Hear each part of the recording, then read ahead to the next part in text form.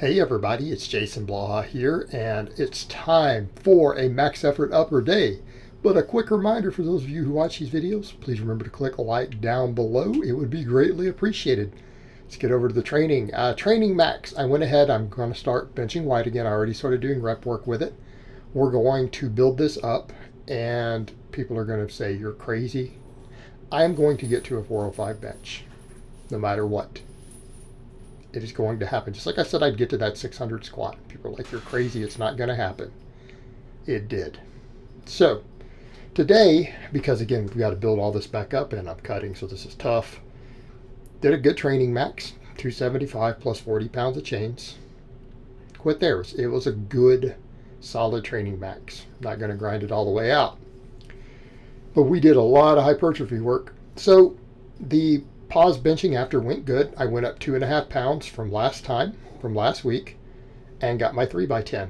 Every rep is paused, and I tried to pause longer on the 10th rep each time. I tried to really hold it there and then drive it up.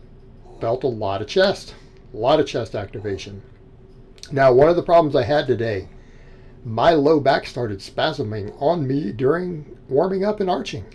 And it was fine yesterday. I had said my low back felt really fatigued, and it's usually that one bar that does it. And then, those pause deadlifts afterwards. But it wasn't too bad.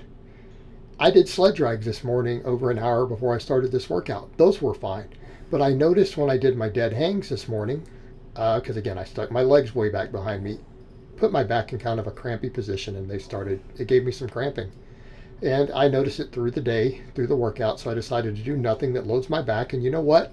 I'm in a conventional dead block, right? We're on a conventional deadlift block. We're going to be doing those pause deadlifts. I probably don't need to do anything that loads my back. That includes rowing. That includes even standing barbell curls. I'm going to let my low back rest on these days.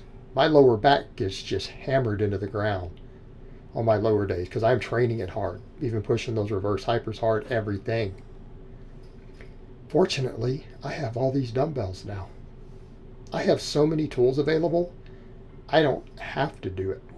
And we got a ton of hypertrophy work in today. I am really happy with the hypertrophy work, the volume of it, everything else, because I PR'd even on all those little dumbbell movements. But again, the benching went good here. You guys are going to notice, just to keep this down to 20 minutes, I had to clip this. And I'm sorry about the quality. I was trying to mess with the camera settings and stuff yesterday, and I was not happy with the way the footage came out. I'm still trying to get this new camera to work and to get files to a reasonable size. Because even then, rendering this video is going to take 45 minutes or longer just to render it. It's going to take me another 30 minutes to get it uploaded and for YouTube to process it as it is.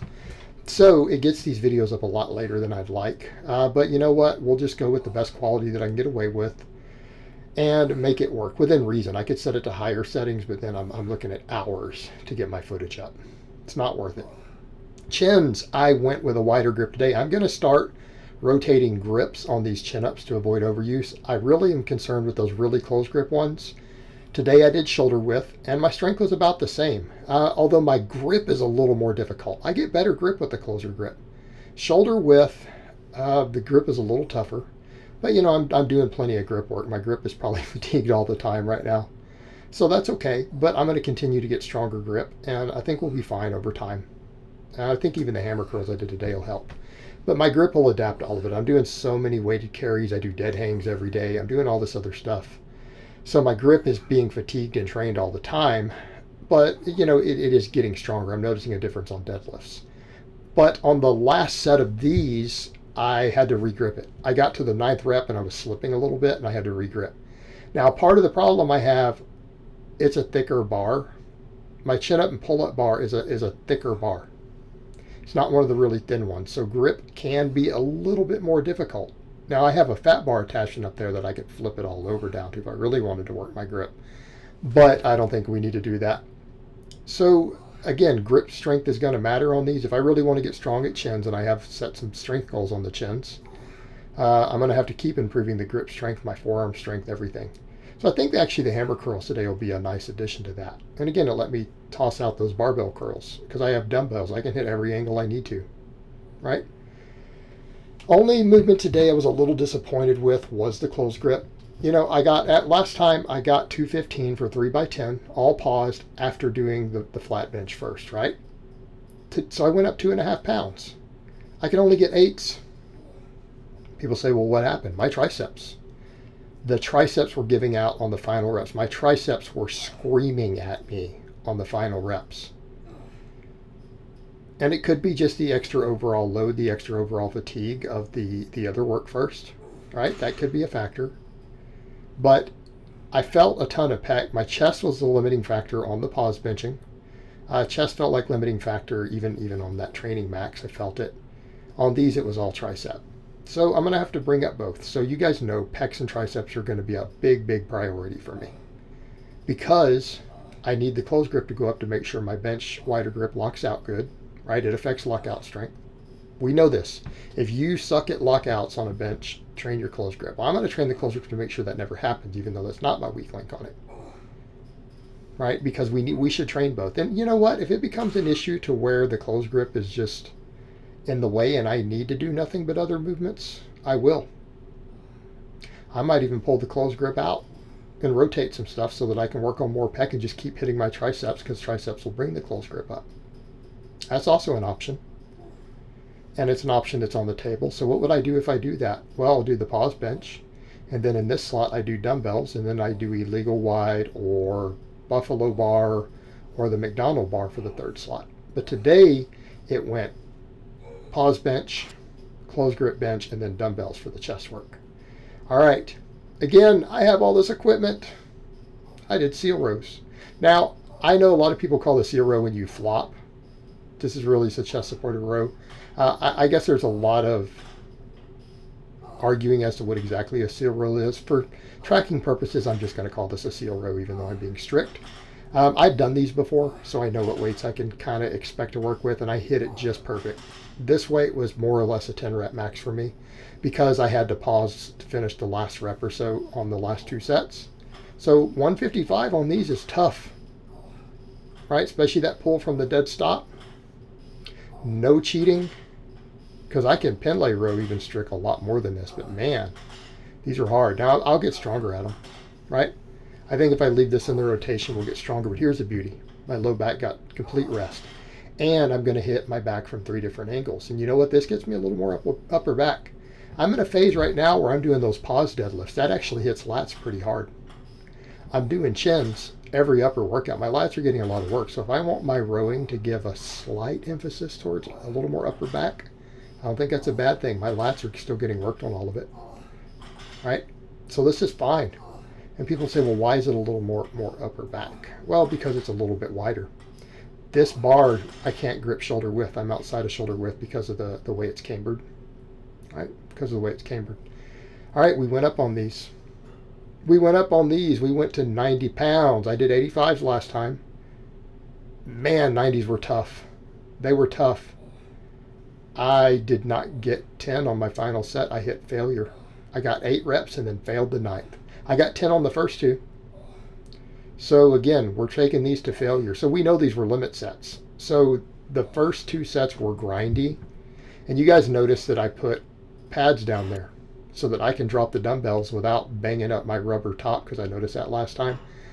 The way these dumbbells are, because they're not flat on the bottom, I can't get them back to my thighs like you would in a normal gym, right? Normally in a gym, you could roll these back up to your thighs and sit up. You don't need to drop them. These dumbbells, that's not going to happen because you're going to stab yourself. You're going to get hurt, unfortunately. So I have to drop them. Fortunately, as you guys notice, I have those new metal clamps on. They're holding a bit stronger. They're definitely better than what I had on here.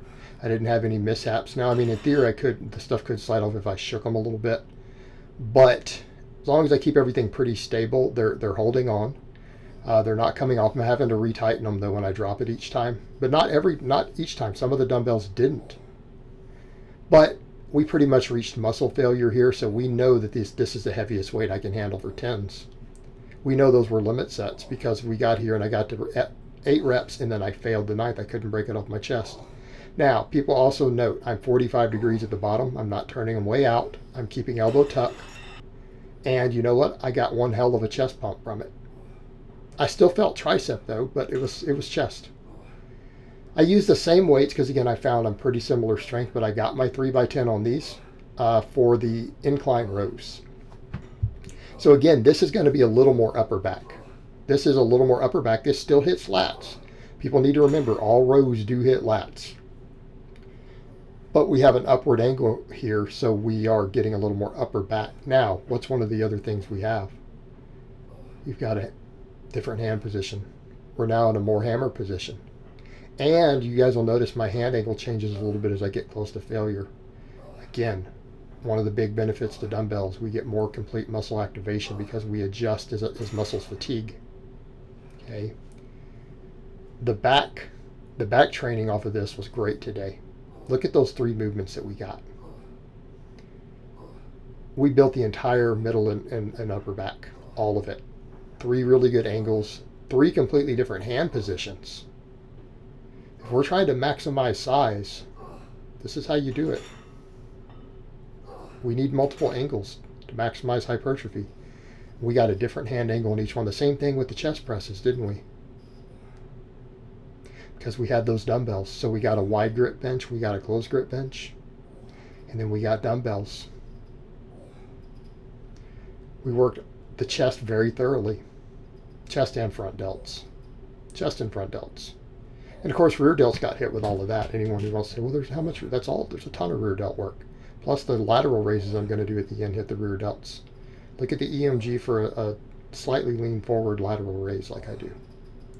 So the rear delt's hard. My rear delt's got maximum hypertrophy. All right, this is my biggest stretch reflex. Notice I am focusing on the stretch, getting the long head, and then coming up. So again, we're going to hit the triceps, 2 angles. I want to make sure my triceps get maximum development. Maximum development for the triceps. We have to have it. And a lot of the stuff people are going to notice, man, you're hitting all these angles. This is all going to, hypertrophy, all this stuff in the upper body, almost like a bodybuilder. Well, yeah, because we need that. We need that to get stronger. Having lagging muscles in my upper body at all has just killed my bench press. Right? We have to bring it all up. And I'm going to approach it from that perspective. I am going to maximize the hypertrophy in my upper body while doing conjugate LME-DE to bring up my bench. And I've been doing this while working on body composition and getting leaner. And I think from these side angles, you guys start looking at my thighs. When I'm moving, you start seeing the hamstring separation. I am losing body fat. And you guys saw the farmer's walk video this weekend. There's a point where clowns who are calling me fat still, you guys sound real stupid. Because I'm still cutting. I'm still going to drop another 20 pounds of fat. I've lost a lot. But yeah, I'm going to blow up my upper body. It needs to get caught up with my legs. All right, incline curls. I managed to get 11, and then I did 13. I took the set to failure, got 13. All right, so we're getting the reps up a little bit here. So what are we getting from this? Stretch reflex. We are working the full range of motion of the bicep, and we're getting a stretch reflex or a myotatic reflex out of the bottom, and I am coming all the way up. So this is not even a single joint exercise. If you notice, there is flexion of the shoulder occurring. I'm making it a multi-joint exercise, just like the tricep movements. I'm not only working a single joint. So they're not even, people like to use that word isolation for single joint. I'm not doing that. I'm trying to maximize the development here. So I am using all the functions of the muscles. So again, but we're doing this one with a stretch reflex. That's the purpose of the incline curl. That range of motion and the stretch reflex at the bottom. That's pretty useful for preventing bicep tears too on your deadlifts. Valuable tool. And it's going to carry over to my chin-ups. This is an exercise that will improve my chin-ups. My biceps are the weak link on those chins. We're going to train that stretch reflex. I have a feeling this should have very good carryover to the chins. The barbell curls do too, but if I've got to pick one, this might be better. Might be better. We serve a couple different purposes here. But again, getting that stretch reflex, just like we got that stretch reflex on the triceps, didn't we? On that first tricep movement. We're getting it to some extent here. Same thing. Now we're getting a different hand position. Again, having that hammer grip versus the other grip. Okay, we're getting more complete development by doing this. And the same thing, I am taking these through a long range of motion. We are getting some long head activation by getting a little bit of shoulder extension. So it puts a stretch on it. Not as deep of a stretch as I got on the bar. Right? Because this is going to hit the other heads a little more. This may have a hair more carryover to that close grip weakness because of where I feel it. But again, same thing. I got 12, 12, and then 10. I couldn't get more than 10 on the last set using the 30 pounders. So again, limit sets. We know where we're at, and that's kind of the thing with some of these. I can just kind of throw the same weight on or just adjust it a couple pounds real quick and use these for a lot of these smaller movements because I'm going for certain rep ranges. And, you know, again, everything ended up being 10 to 15 with every movement I tried. Obviously, the hammer curls were the strongest, and they should be based upon the positions. So that's no surprise. But again, 12, 12, 10. And so then we had to grind through the 10th rep. So we know that everything was an effective rep. We probably got 5 effective reps because they were hard on the 12, which meant I only had 1 rep in reserve, if that. And then I had to grind the 10th rep. So we fatigued so much that that's all we had left. So my triceps got worked thoroughly. We had the closed grip bench and then 2 different type of extensions that work all 3 heads. And again, 2 different hand positions. All right, there's probably not a muscle fiber in my triceps that didn't get stimulated. Hammer curls. We're hitting another function of the bicep, aren't we? And we're working all the brachialis, more radiobrachialis forearm grip training. And I just kind of did these back to back with my laterals because, again, the time starts to run really high on these workouts. So, again, you'll see a set of these and a set of laterals back and forth. And I use the 30s for the laterals, and I failed the 11th rep on the last set of laterals, so 10s are pretty much my limit. But these, I had to grind through the hammer curls to get 15 on the last 2 sets. All right, laterals. Forward lean. It allows me to turn them up more, to turn the pinky up safely. All right, this makes sure I'm getting the side and the posterior deltoid. All right, this is finishing off my whole shoulder girdle. It's a low stress exercise in terms of the stimulus to fatigue ratio that will build everything else that I need. Okay, that's the one real vanity movement in there, by the way. That's the one that I have in there just because I might as well look more like I lift. And that's the one thing I find with my lifters. A bunch of my guys who really care about their physique, some of my leaner lifters who do conjugate, who are strong as hell, we just do a bunch of laterals. And then they look like bodybuilders, as long as they're lean. That's really all there is to it. And I'm sorry, but people get so caught up in that whole aesthetic thing, and they don't seem to realize, look, as long as you have muscle, if you just build your delts, you just try to build round delts. You can do it with laterals, you can do it with snatch grip high pulls, and you just get lean, you're going to be quote unquote aesthetic. But you're going to have to be lean and just get round shoulders. That's it. Doesn't mean you're going to go win a bodybuilding show, but you're still going to have the look where the average person thinks that. It really is that simple. So again, laterals, just throw some laterals in. Do them correctly though. You need to do them correctly. You don't stick your arms out to the side like a T. Hand position matters. Shoulder leaning forward is again important for protecting the glenoid, the glenohumeral joint.